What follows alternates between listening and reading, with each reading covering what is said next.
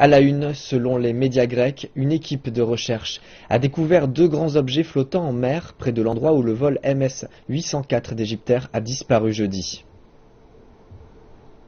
Le vol au départ de Paris et à destination du Caire a disparu des écrans de radar peu après avoir quitté l'espace aérien grec et seulement 20 minutes avant son atterrissage. 56 passagers et 10 membres d'équipage étaient à bord, dont 15 Français, un Britannique, un Canadien et un Belge.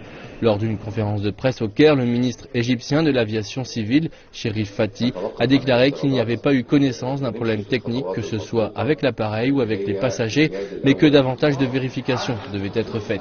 Le ministre a souligné qu'il était trop tôt pour parler de terrorisme ou de problèmes techniques, mais il a ajouté qu'il était probable que l'avion ait été la cible d'une attaque terroriste. Les opérations de recherche se concentrent sur une zone près de l'île grecque de Karpathos. Le ministre ne parle pas pour le moment d'un crash, mais de disparition. Actuellement, nous essayons de savoir ce qui s'est passé. Nous devons être prudents avant de faire des conclusions. Nous avons décidé d'utiliser le terme d'avion disparu jusqu'à ce que nous le trouvions et que nous terminions l'enquête. Concentrons-nous sur ce qui est important, ce qui est arrivé à l'avion, et faisons cela de la bonne manière et trouvons ce qui a causé la disparition de l'avion.